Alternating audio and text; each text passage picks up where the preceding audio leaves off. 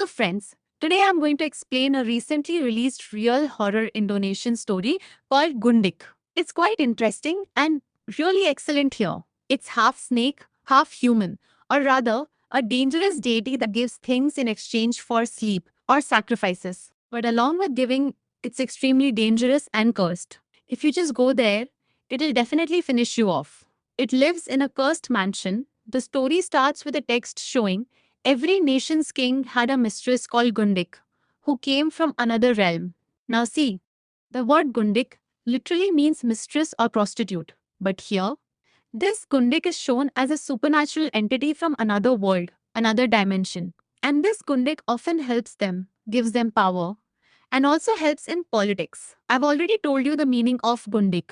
Anyway, according to the movie, we're told there's a legendary Gundik from the southern seaside. And it's said that high ranking military officials still have Gundiks even today, meaning big officers or rich people still have Gundiks. Anyway, the scene comes to 1998 on the southern seaside, where we see a man who was a high post official coming to a mansion. This mansion belonged to a man named Samir. And we can call Samir a kind of middleman who introduced officers to the Gundik. And the biggest thing is that what he did was not good at all. And you'll understand why as we go on. Here, this officer has brought a small chest and a box with him. He sits and talks to Samir, then shows him the chest. Inside the chest was a lot of gold, which makes Samir happy. Then he asks where his offering is. The officer points to the big box and says, "This is the offering." Anyway, Samir tells him he'll soon become a general, meaning this officer wanted to become a general. So he came here. How will he become a general? Samir tells the officer that he can now go inside to meet the Gundik. And whatever he sees, he shouldn't get scared at all. The officer starts going inside. And then he sees a huge snake there, which scares him. But finally he reaches the Gundik's room. In the room, he sits on the Gundik's bed. And then the Gundik arrives. First, she eats the gold he brought right in front of him. Yes, eats it. Then she cuts his hand, collects some drops of his blood, mixes it with oil and drinks it. Seeing all this, the officer is very scared. But he had to do it to become a general. After that, the Gundik ties a cloth over the officer's eyes and climbs on top of him. Meanwhile, on the other side, Samir kills the child that the officer brought as the offering. Yes, a child was given as the offering and its blood flows through a pipe onto the Gundik. And that's where the scene cuts. Basically, scene jumps straight to Hava, Indonesia 2003, where we see a man named Usman in jail. And today, Usman is being released. His sentence was 12 years, but due to good behavior, it was reduced by 6 years. After that, Usman comes out, where his daughter Mary has come to pick him up in a cab.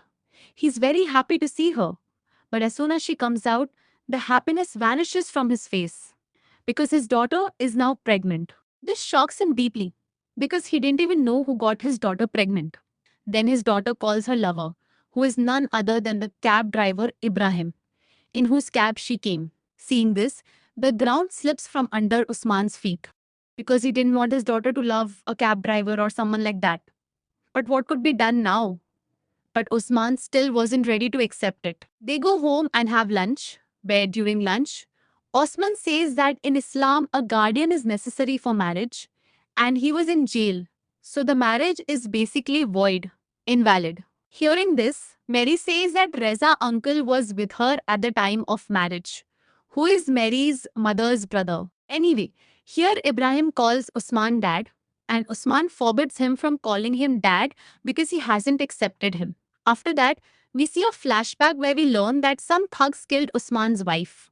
And to take revenge on those thugs, Usman killed them, which is why he went to jail. Anyway, the next day, Osman, Mary, and Ibrahim sit down to eat again.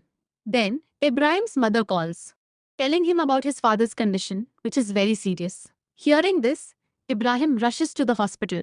We learn that Ibrahim's father had been ill for a long time, and now he was on his last breaths. Anyway, after Ibrahim leaves, Usman questions Mary about Ibrahim's father, asking what he did. She says his father was a criminal, just like Usman, a thief. And here we learn that Usman used to do theft too. On the other side, Ibrahim goes to the hospital, where he learns his father's organs have failed and he's very... Now Tony is calling him Otto. Actually, All of them had code names so that if calls were recorded, real names wouldn't come out. Anyway, Tony has a great offer to steal from a lady named Nyaya's mansion, and this Nyaya is actually the same Gundik shown at the beginning, and they have to steal from inside her mansion. Tony tells him he's heard there's a lot of jewelry and gold there, and they have to steal that. But he can't do it alone. So there will be others, Saud, Farsi, and Surya.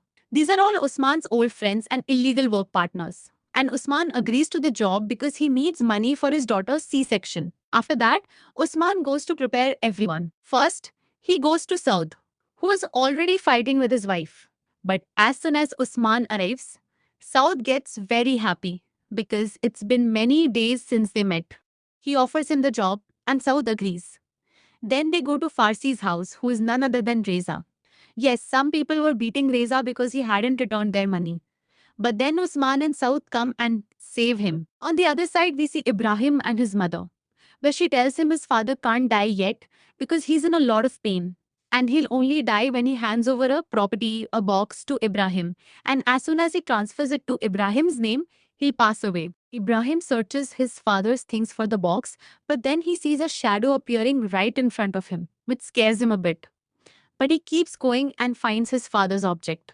As he goes to pick it up, a pokong, a lifelike spirit, appears in front of him. He gets very scared. And what was lifelike here was the pokong. But the spirit disappears. Suddenly, a box appears there, and he picks it up, inside which is a book with enchantments, mantras, etc. Because Ibrahim's father was a shaman. Now, Ibrahim accepts his father's property, and as soon as he does, his father dies. See Saud Usman talking to Reza, saying that they already know about the mansion, that bad things happen there. Then Reza says Surya will be useful because he is a shaman. And Reza says Surya can never die because he is very powerful. But when they go to his house, they find Surya has already died. And let me tell you, Surya is none other than the Ibrahim's father. And now Usman learns this. Here, Usman asks Ibrahim why he married his daughter. Ibrahim says his father told him to take care of his friend's family, and that's what he did. But he fell in love with Mary in the process. Hearing this, Usman feels a bit bitter. But the thing is, Mary never told Ibrahim that Usman is a thief. But he already knew Usman did theft because he worked with his father. Anyway, that didn't matter much now, and by that I mean Ibrahim truly loved Mary, so he never judged her. Anyway, they include Ibrahim in this haste. On the night of the theft, Ibrahim tells Mary he is going for a night shift and lives in the same cab with the others. Usman explains the full plan. Everyone goes inside, but Ibrahim stays outside and signals them with the horn if he senses trouble using his shaman power. But Ibrahim doesn't know much about some things, or rather, his father didn't teach him properly. Anyway, they enter the house and Ibrahim is out. He notices a lady spirit dancing from afar, and then an old woman appears behind him, scaring him out of the car. Inside, Saud finds a chained girl in a room, probably bought as a offering. He tries to free her, but then Samir arrives. The same middleman distracts Saud with talk and attack him. Meanwhile, outside, Ibrahim hears noise from inside, thinks Usman is in danger, and since he promised his wife to always protect Usman, he decides to go in. But there is a mark on a pipe outside, and touching it burns his hand, meaning the borders are being protected by a spell to keep the shamans out. Plus, his object breaks, which protected him from the spirit. Then the pongos appear to scare him. He panics but recites a mantra from his father's book, making the pongos disappear. Then he realizes something wrong, goes to the car, tries to honk a signal, but spirits are still outside. He enters anyhow and somehow get inside in another room. Reza is alone, sits on the bed, and a ball came to him. He looks down to pick it up, but nothing's there. Looking up, he sees the soul of the child killed at the beginning, wrapped here as an offering. Then Reza comes to the corridor where photos of many generals as high ranking official are hung. He is looking at them, but we see a spirit on Reza, which Ibrahim spots and removes. On the other side, Saud brings Samir to Usman and calls him a pedophile because Saud thinks he was eyeing the child abusively. Anyway, Reza and Ibrahim arrives and they question Samir about the gold, then about the mistress Gundik. But he says there is a wrong place at the wrong time. Gundik is sleeping. Samir says she will sleep a few more days and nights, and if she wakes now, everyone dies. We see Gundik half snake sleeping in a large bathtub. Since Samir won't talk, Usman spots a big painting of Gundik, touches it, finds a button, and presses it. Open the painting, a secret door, meaning a secret doorway. Meanwhile, Samir tries to kill them and escape, but no one is badly hurt. So Ibrahim and Reza go outside to wait. Then Saud sees the child is gone, confusing them. After too long, Ibrahim returns to check. Reza tries to escape alone in the cab, but Ibrahim took the steering wheel to prevent that. Obviously, they are all thieves with bad intention. Seeing this, Reza goes back and meets Ibrahim and they regroup. They are about to leave when Gundik appears, dancing, and suddenly the lights go out. Now Gundik fully turns into a snake. They get scared and run, but keep looping back to the same spot. The lights on, Gundik is in front. She calls three thieves kings but tells Ibrahim he is not a king, meaning she is going to kill them. So shoots dangerous bullets at her, which do nothing but she gets frustrated, slits his throat and drinks his blood. They run and hide in fear. Ibrahim hides in a wardrobe, sees Gundik half snake, then a Pokong spirit appears. He stays calm, but hands grab him from behind. At home, we see Mary worried about her father and husband. She calls the cab company and shockingly learns Ibrahim didn't go on any night shift. Then she gets an idea. She rubs a pencil on the previous page of the diary where Ibrahim wrote the mansion address, revealing it on the other side. Usman and Reza are hiding, but Samir catches them. Meanwhile, Ibrahim has a dream. He's on the beach with Gundik, who infatuated with him. Says he is different, kisses him, but it's just a dream. He wakes to see the child South found earlier and asks if she is okay. The, the child says Gundik and other killed her family, kidnapped her, abused her. Ibrahim says, come with him, he will protect her. She says everyone says that, but no one keeps promises. Shockingly, she removes her wig. It's not a girl but a boy, dressed as one, because Gundik needs boy's blood. Child reveals he planned everything, called Tony for the heist, and specifically called those born on Mystical Friday, as only they can kill Gundik. Let me explain the planning in the more detail. Four special people born on Mystical Friday would come, but Ibrahim wasn't one. So Kundik said he is not the special one. The fourth was Surya himself, but he was already dead. But if their blood reaches Gundik, she becomes more powerful. The story gets more twisted anyway. The child cocks out one eye and tell Ibrahim to take him to the bathtub where Gundik sleeps and baths in the blood, after which Gundik will be gone forever. Ibrahim falls for it and does so. He places the child in the tub, then notices red cloth covering something. Removing it reveals the old lady he saw earlier outside. He questions her. She says she is the real Gundik named Nine. The one we have seen is fake. The captive one is the supreme. Real Gundik tricked and imprisoned by the fake one.